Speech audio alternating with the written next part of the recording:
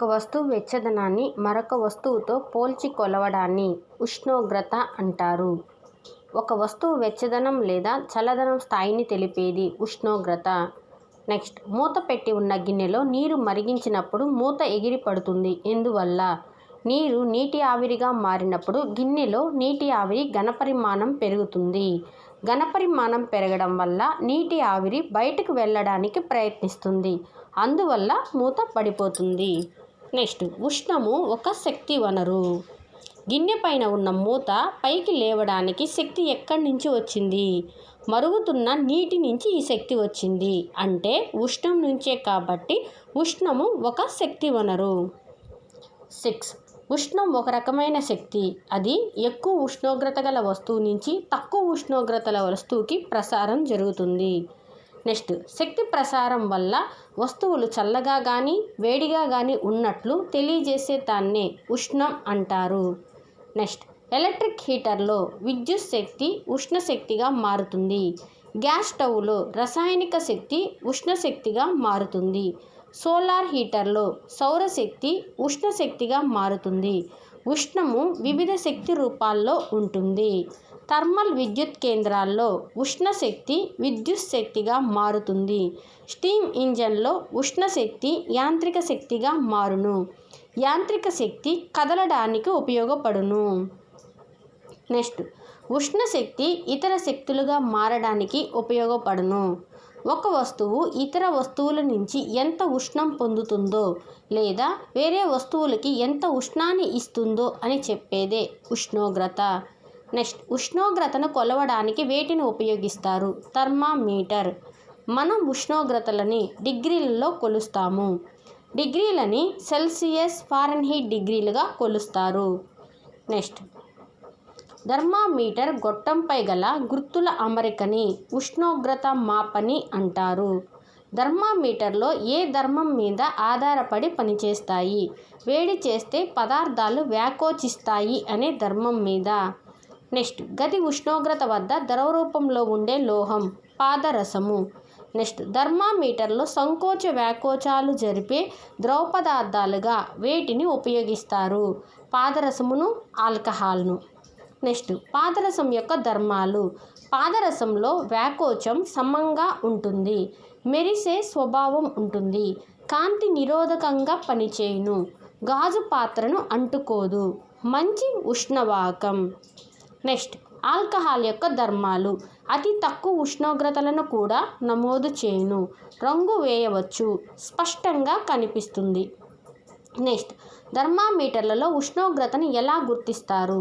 పాదరసము ఏ Celsius degree వరకు వ్యాకోచించి స్థిరంగా ఉందో అదే ఆ పదార్థం యొక్క ఉష్ణోగ్రత. నెక్స్ట్, మంచుగడ్డలు కరిగేంత వరకు గల స్థిర ఉష్ణోగ్రతను మంచు యొక్క ద్రవీభవన స్థానం అంటారు. దీనిని 0 డిగ్రీ సెల్సియస్గా గుర్తిస్తారు. అంటే మంచుగడ్డలు మొత్తం ద్రవంగా మారేంత వరకు దాని టెంపరేచర్లో ఎటువంటి చేంజ్ ఉండదు. 0 డిగ్రీ సెల్సియస్సే ఉంటుంది. నెక్స్ట్, నీరు మరుగుతున్నంత వరకు పాదరస మట్టం స్థిరంగా ఉంటుంది. ఆ స్థానాన్నే నీటి యొక్క మరిగే స్థానం అంటారు. ఆ బిందువుని 100 డిగ్రీలుగా గుర్తించవచ్చును. ఇక్కడండి పైన నీరు మంచు మొత్తం ద్రవంగా మారే వరకు ఉండేది ద్రవీభవన స్థానం. ఇక్కడ నీరు మొత్తం మరిగేంత వరకు ఒకే టెంపరేచర్ ఉంటుంది. అదే 100 డిగ్రీ సెల్సియస్. దాన్నే మరిగే స్థానం అంటారు. నెక్స్ట్, మంచుగడ్డ తన స్థితిని మార్చి నీరుగా మారే ఉష్ణోగ్రత 0 డిగ్రీ సెల్సియస్. నీరు తిరిగి నీటి ఆవిరిగా మారే ఉష్ణోగ్రత 100 డిగ్రీ సెల్సియస్. నెక్స్ట్, మొదటి థర్మామీటర్ని కనుగొన్నది క్రీస్తు శకం 1593లో గెలీలియో కనుగొన్న థర్మామీటర్లో ఏ పదార్థంగా దేన్ని ఉపయోగించారు? గాలిని. వేడికి వేగంగా వ్యాకోచించే స్వభావం, చలికి త్వరగా సంకోచించే స్వభావం గాలికి ఉంటాయి. నెక్స్ట్, ప్రపంచంలోనే అత్యధిక ఉష్ణోగ్రత నమోదైనది ఏ ప్రాంతంలో? 1922లో ఆఫ్రికాలోని లిబియాలో 58 డిగ్రీల సెల్సియస్ నమోదైంది. నెక్స్ట్, ఆంధ్రప్రదేశ్లో నమోదైన అత్యధిక ఉష్ణోగ్రత గుంటూరు జిల్లాలోని రెంటచింతల ప్రాంతంలో 48 డిగ్రీల సెల్సియస్ నమోదైంది. నెక్స్ట్, ప్రపంచంలోనే అత్యల్ప ఉష్ణోగ్రత నమోదైన ప్రాంతం అంటార్కిటికాలో -89 డిగ్రీల సెల్సియస్. నెక్స్ట్ 37. ఒక్క రోజులోనే అత్యధిక ఉష్ణోగ్రతలను కనుగొనడానికి 6 గరిష్ట కనిష్ట ఉష్ణమాపకమును ఉపయోగిస్తారు. నెక్స్ట్, శరీర ఉష్ణోగ్రతను తెలుసుకోవడానికి ఉపయోగించే థర్మామీటర్ జ్వరమానిని. నెక్స్ట్, జ్వరమానిపై గల స్కేళ్ళు. జ్వరమానిపై 2 రకాల స్కేళ్లను ఉపయోగిస్తారు. Celsius scale, Fahrenheit scale. మొదటిది సెల్సియస్ స్కేలు. ఈ స్కేలులో 35 డిగ్రీల నుంచి 45 డిగ్రీల వరకు ఉంటుంది. ఫారెన్హీట్ స్కేలు 95 డిగ్రీల నుంచి 110 డిగ్రీల వరకు ఉంటుంది. నెక్స్ట్, జ్వరమానిని గొట్టములో బల్బు దగ్గర నొక్కు ఉంటుంది. ఈ నొక్కు యొక్క ఉపయోగం పాదరస మట్టం కిందికి పడిపోకుండా నొక్కు ఆపివేస్తుంది. నెక్స్ట్, థర్మామీటర్పై ఫారెన్హీట్ స్కేల్ రీడింగు. ఫారెన్హీట్ స్కేల్లో 95 డిగ్రీ ఫారెన్హీట్ నుంచి 108 అంటే 108 డిగ్రీల ఫారెన్హీట్ వరకు గుర్తులు ఉంటాయి. ఈ 2 సంఖ్యల మధ్య 5 విభాగాలు ఉంటాయి. అంటే 95, 96 మధ్య 5 విభాగాలు ఉంటాయి. వాటిలో ఒక్కొక్క చిన్న భాగం విలువ 1/5 అంటే 0.2 డిగ్రీల ఫారెన్హీటు. సెకండ్ రిపీటెడ్ అండి. థర్మామీటర్ ఫారెన్హీట్ స్కేల్పై రీడింగు ఫారెన్హీట్లో 95 డిగ్రీ ఫారెన్హీట్ నుంచి 108 డిగ్రీ ఫారెన్హీట్ వరకు ఉంటుంది. వీటిలో 2 నెంబర్ల మధ్య 2 నెంబర్ల మధ్య అయినా సపోజ్ 95, 96 లేదా 96, 97 ఇలా 2 నెంబర్లు తీసుకున్న 2 నెంబర్ల మధ్య 5 విభాగాలు ఉంటాయి. అంటే 5 లైన్లు ఉంటాయి. ఒక్కొక్క లైన్ విలువ ఎంతంటే 1/5 అంటే 0.2 డిగ్రీ ఫారెన్హీట్. నెక్స్ట్, థర్మామీటర్ ఉపయోగించే ముందు ఏం చేయాలి? ఫస్ట్, యాంటీసెప్టిక్ ద్రావణంలో శుభ్రం చేయాలి. సెకండ్, గట్టిగా చేతితో పట్టుకుని విదిలించాలి. నెక్స్ట్, జ్వరమానితో కొలిచినప్పుడు మానవుని శరీర ఉష్ణోగ్రత సాధారణంగా 37 డిగ్రీ సెల్సియస్ లేదా 98.4 డిగ్రీ ఫారెన్హీట్. దీన్నే మానవుని సాధారణ శరీర ఉష్ణోగ్రత అంటారు. 37 డిగ్రీ సెల్సియస్ లేదా 98.4 డిగ్రీ ఫారెన్హీట్. నెక్స్ట్, ముఖ్యంగా పసిపిల్లల శరీర ఉష్ణోగ్రతలను తెలుసుకోవడానికి వేటిని ఉపయోగిస్తారు? Thermistor, thermometer. అంటే మరి చిన్న పిల్లలండి, వాళ్ళ నోట్లో థర్మామీటర్ పెట్టుకుని కాసేపు ఉండండి, సంకలో పెట్టుకుని కాసేపు ఉండండి అంటే ఉండలేరు. అటువంటి వాళ్ళకి ఇప్పుడు థర్మిస్టర్, థర్మామీటర్ని యూజ్ చేస్తున్నారు. ఇట్లా పెట్టంగానే తల ఇట్లా అనగానే హీటింగ్ అనేది వాళ్ళ టెంపరేచర్ అనేది నోట్ అయిపోతుంది. నెక్స్ట్, థర్మామీటర్లో పాదరసం వాడకం వల్ల సమస్యలు ఉత్పన్నమవుతున్నాయి. అందుకు ప్రత్యామ్నాయంగా డిజిటల్ థర్మామీటర్ని వాడుతున్నారు. వస్తువులు లేదా పదార్థాల ఉష్ణోగ్రతలను తెలుసుకోవడానికి ఉపయోగించే థర్మామీటర్లలో ఒకటి ప్రయోగశాల థర్మామీటర్. నెక్స్ట్, సెల్సియస్ స్కేల్ రీడింగ్లో ఒక్కొక్క విభాగం విలువ 1/10 అంటే 0.1 డిగ్రీ సెల్సియస్. ఇందాక మనం ఫారెన్హీట్ స్కేల్కి చెప్పుకున్నాం కదండి, 95 డిగ్రీస్ నుంచి 108 డిగ్రీ ఫారెన్హీట్ వరకు ఉంటుందని స్కేలు. ఆ స్కేల్లో ప్రతి 2 నెంబర్ల మధ్య 5 ఉన్నాయి. ఇక్కడే ఉన్నాయి ఈ సెల్సియస్ స్కేల్లో ప్రతి 2 నెంబర్ల మధ్య అంటే 10 లైన్లు ఉంటాయి. 10 లైన్లు అంటే ఒక్కొక్క చిన్న విభాగం విలువ ఎంత అవుతుందంటే 1/10 అంటే 0.1 డిగ్రీ సెల్సియస్ ఉంటుందన్నమాట. నెక్స్ట్, ఫారెన్హీట్కి అయితే ఒక్కొక్క విభాగం విలువ 0.2 డిగ్రీ ఫారెన్హీటు. అదే సెల్సియస్ స్కేల్కి అయితే ఒక్కొక్క విభాగం విలువ 0.1 డిగ్రీ సెల్సియస్. నెక్స్ట్, డాక్టర్లు జ్వరమానిని మానవుని శరీర ఉష్ణోగ్రతను కనుగొనడానికి ఉపయోగిస్తారు.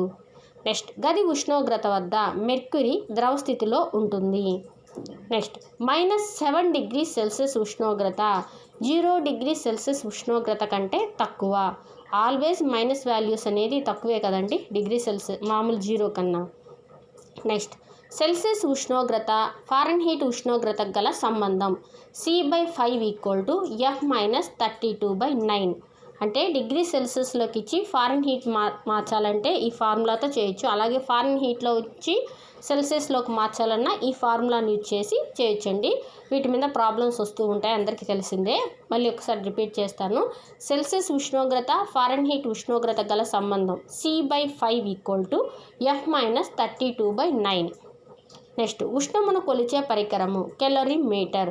ఉష్ణోగ్రతను కొలిచే పరికరము థర్మామీటర్.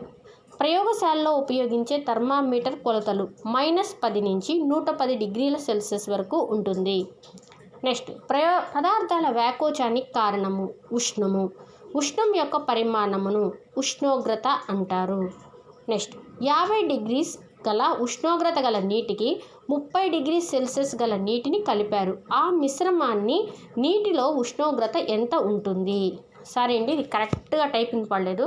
50°C గల నీటికి 30°C గల నీటిని కలిపారంట. ఆ రెండింటిని కలిపినప్పుడు ఆ నీటి యొక్క ఉష్ణోగ్రత ఎంత ఉంటుంది అన్నారు. మనం ఆల్రెడీ ఉష్ణానికి ఉన్న ఒక స్పెషల్ ఏంటో మనం ముందే చదివేసాం. ఉష్ణోగ్రత ఎప్పుడు ఎలా ఉంటుంది? అధిక ఉష్ణోగ్రత నుంచి అల్ప ఉష్ణోగ్రత గల వస్తువుకి ఉష్ణ ప్రసారం జరుగుతుందన్నాం.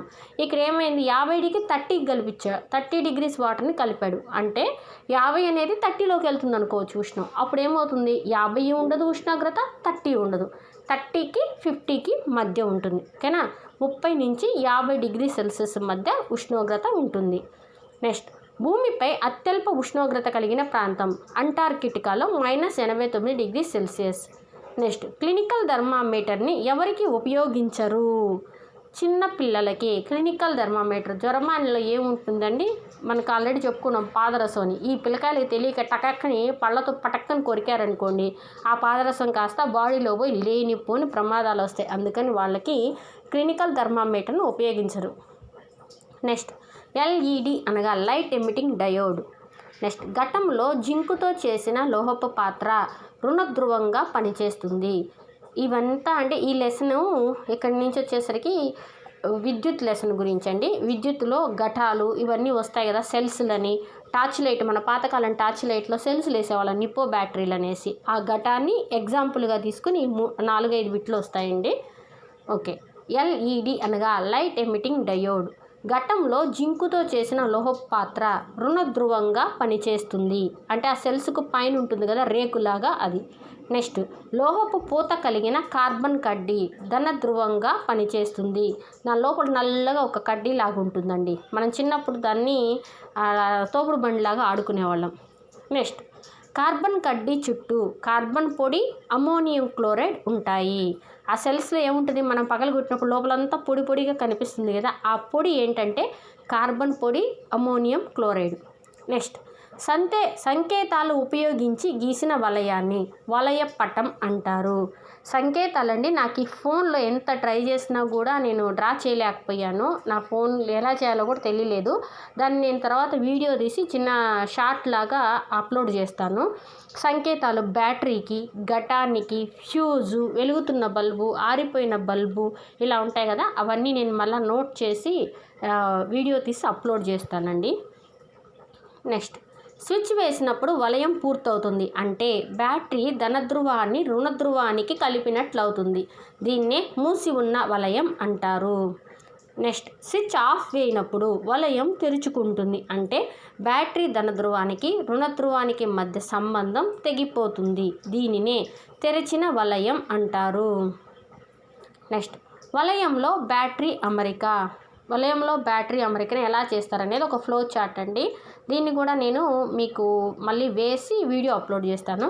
ఘటం యొక్క ధనధ్రువం నుంచి తీగకు, తీగ నుంచి స్విచ్కి, స్విచ్ నుంచి మళ్ళీ తీగ నుంచి బల్బుకి, బల్బు నుంచి మళ్ళీ ఒక తీగ వెళ్ళి ఘటం యొక్క రుణధ్రువానికి కలుస్తుందన్నమాట. అప్పుడు మనం స్విచ్ కానీ వేస్తే ఈ 2 తీగలు కలుసుకుని దాని గుండా కరెంటు పాస్ అయ్యి బల్బ్ అనేది వెలుగుతుంది. స్విచ్ ఆఫ్ చేస్తే ఈ 2 తీగలు విడిపోతాయి. అప్పుడు ఏమవుతుందంటే కరెంట్ అనేది ఆగిపోతుంది ప్రవహించడము, బల్బు వెలగదు. నెక్స్ట్, శ్రేణి వలయము. ఇవి 2 రకాలుగా మనం కరెంటుని ప్రొడ్యూస్ చేసి పంపిస్తారండి. ఇళ్లలో కానీ బయట డెకరేషన్కి కానీ వాటికి 2 విధాలుగా సెట్ చేస్తారు. ఒకటి వచ్చి శ్రేణి వలయంలో, రెండవది వచ్చి సమాంతర వలయంలో. శ్రేణి వలయం గురించి తెలుసుకుందాం. శ్రేణి వలయంలో విద్యుత్ ప్రవాహం ఒకే దారి వెంట మాత్రమే ఉంటుంది. అన్ని పరికరాలు ఈ దారిలోనే అమరి ఉంటాయి. వీటిలో ఏ ఒక్కదాన్ని తొలగించినా వలయం పనిచేయదు. అప్పుడు దాన్ని అసంపూర్ణ వలయం అంటారు. అంటే శ్రేణి వలయంలో విద్యుత్ ప్రవాహం జరిగి ఒక బల్బ్ అనేది వెలగాలి అంటే దాంట్లో ఉన్న అన్నీ ఉంటాయి కదా, వలయంలో ఏమేమైతే చేర్చుంటామో అన్ని పరికరాలు వర్కింగ్లో ఉంటేనే ఉంటుందండి. ఒక్కటి తీసివేసినా కూడా అది వెళ్ళగదు అని. అప్పుడు అదేమవుతుందంటే అసంపూర్ణ వలయం అయిపోతుంది. కంప్లీట్ కనెక్షన్ ఉంటే సంపూర్ణ వలయం, ఏ ఒక్కటి లేకుండా పోయి అది పనిచేయకపోతే అది అసంపూర్ణ వలయం. నెక్స్ట్, సమాంతర వలయం. సమాంతర వలయంలో విద్యుత్ ప్రవాహానికి రకరకాల మార్గాలు ఉంటాయి. వలయంలో ప్రతి బల్బు ప్రత్యేకంగా అమరి ఉంటుంది. ఒకవేళ వలయంలో ఏదైనా బల్బును తొలగించినా కూడా విద్యుత్ ప్రవాహం జరుగుతూనే ఉంటుంది. నెక్స్ట్, అన్ని ఘటాల ధనధ్రువాలు ఒకదానితో ఒకటి, అలాగే అన్ని రుణధ్రువాలని ఒకదానితో ఒకటి కలపటం వలన సమాంతర సంధానం చేస్తారు. అంటే ఎన్ని ఘటాలు కలిపినా కూడా బల్బు వెలిగే తీవ్రతలో మార్పు ఉండదు. దీనికి బెస్ట్ ఎగ్జాంపుల్ మన ఇల్లు, మన స్కూల్లో ఉండే కరెంట్ సిస్టమేనండి. మన ఇళ్ళల్లో కూడా అనేక బల్బులు ఉంటాయి, ఫ్యాన్లు, లైట్లు, ఇంకా ఏవేవో ఉంటాయి మన ఇళ్ళల్లో. కానీ ఏ ఒకటి కాలిపోయినా ఏదైనా కూడా కరెంట్ అనేది మనకు కంటిన్యూగా రన్ అవుతూనే ఉంటుంది. ఏంటంటే కారణం, ఇది సమాంతర వలయంలో ఉంది. ఏ ఒక్కటి ఒకదానికొకటి కంటిన్యూషన్ ప్రాసెస్లో లేదు, దేనికి అది విడివిడిగా ఉందన్నమాట. అంటే ఒకవేళ బల్బు ఆగిపోయినా దాని లైన్ వేరే, సపరేట్ వేరే, ఇంకొక బల్బుకి దాని కరెంట్ అది పోతూనే ఉంటుంది.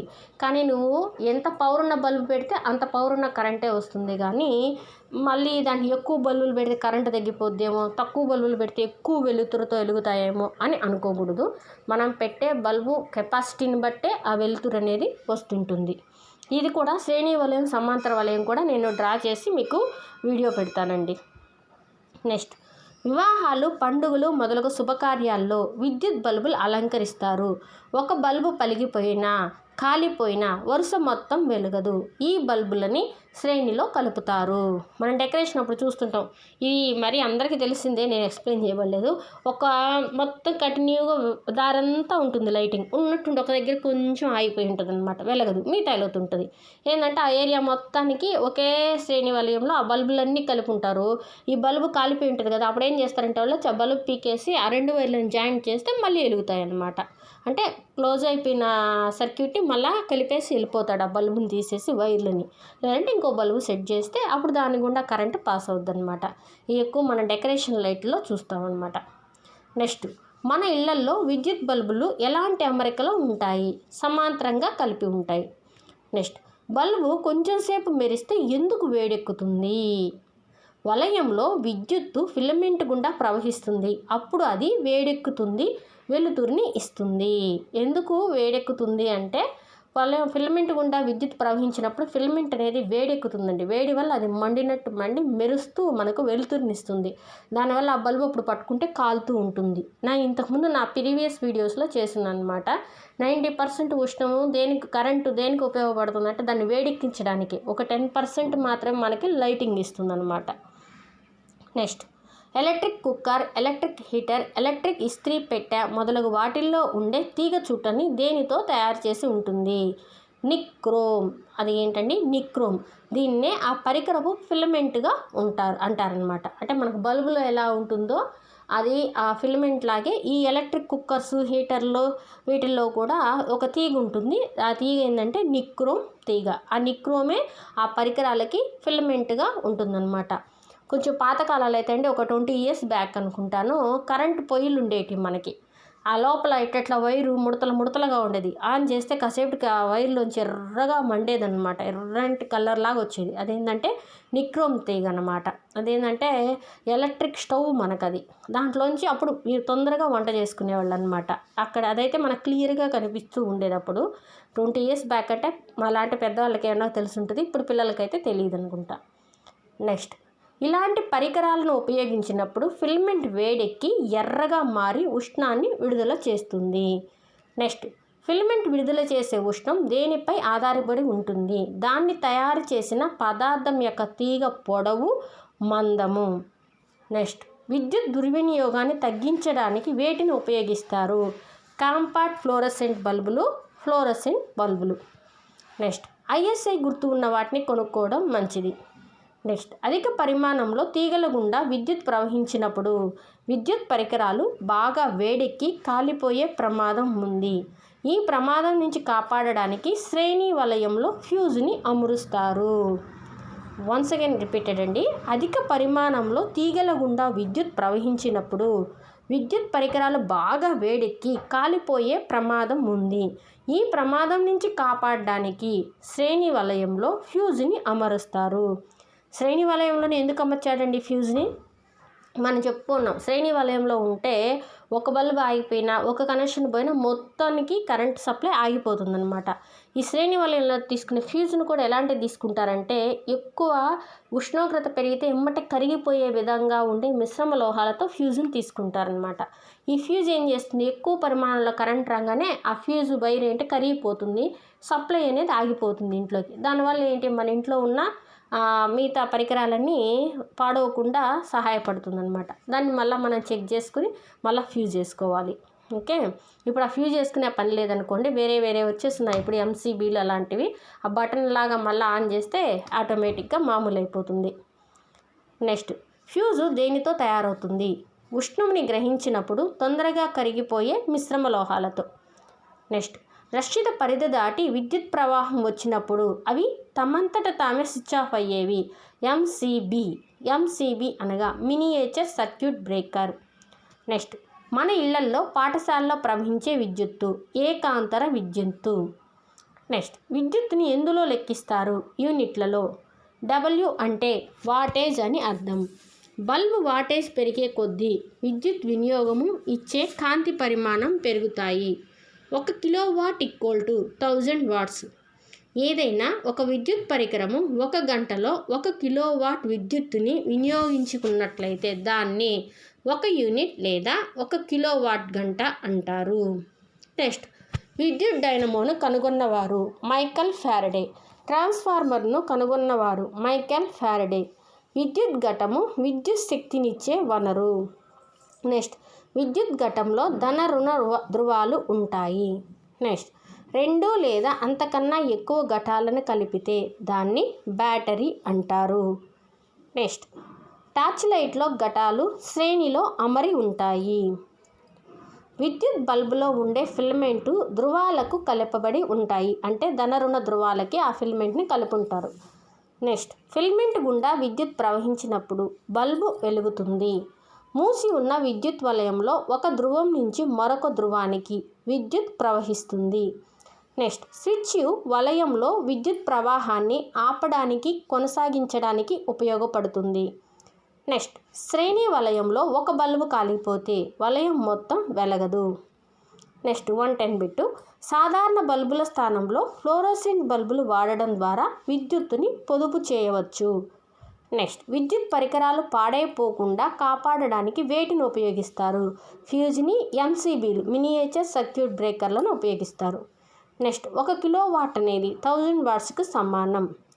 నెక్స్ట్, టార్చ్ లైట్ ఘటము రసాయనిక శక్తిని విద్యుత్ శక్తిగా మారుస్తుంది. మనం సాధారణంగా వాడే bulb incandescent bulb. Electric water హీటర్లో వాడే తీగ నిక్రోము. నెక్స్ట్, ఫ్యూజ్ని దేనితో తయారు చేస్తారు? మిశ్రమ లోహం. ఏ వలయంలో బల్బు ప్రకాశవంతంగా వెలుగును? శ్రేణి వలయంలో. నెక్స్ట్, విద్యుత్ జనరేటర్ ఏ సూత్రంపై ఆధారపడి పనిచేస్తుంది? విద్యుదయస్కాంత ప్రేరణ. వీధి దీపాలకు ఉపయోగించే బల్బులు LED బల్బు. సాధారణ బల్బు కంటే CFL బల్బులు మన్నికమైనవి. కారణం విద్యుత్ వృధాని అరికట్టుతుంది. నెక్స్ట్, CFL అంటే కాంపాక్ట్ ఫ్లోరోసెంట్ ల్యాంప్స్ అండి. నెక్స్ట్, ట్రాన్స్ఫార్మర్ను విద్యుత్ డైనమోను కనుగొన్నది మైకల్ ఫారడే. ప్లీజ్ అండి, వీడియో నచ్చితే మీకు లైక్ చేసి షేర్ చేయండి. మీ ఫ్రెండ్స్కి కూడా ఎవరికైనా షేర్ చేయండి. సబ్స్క్రైబ్ చేయమని చెప్పండి. నేను కంప్లీట్ బిట్స్ అయితే 3rd to 10th అయితే అన్ని సైన్స్, సోషల్ అన్నీ చేస్తానండి. నెక్స్ట్, ఎవరికైనా మనకు టక్కని నోటిఫికేషన్ వచ్చిన టైం ఉండదు, అప్పుడు త్వరగా రివిజన్ అవ్వడానికి ఉపయోగపడతాయండి. నేనైతే నా ప్రాసెస్ ఇలాగే చేస్తూ ఉన్నాను. నాతో పాటు నా ఫ్రెండ్స్కి కూడా యూజ్ అవ్వాలన్నదే నా ఆశ. ప్లీజ్ లైక్ చేయండి, సబ్స్క్రైబ్ చేయండి, షేర్ చేయండి.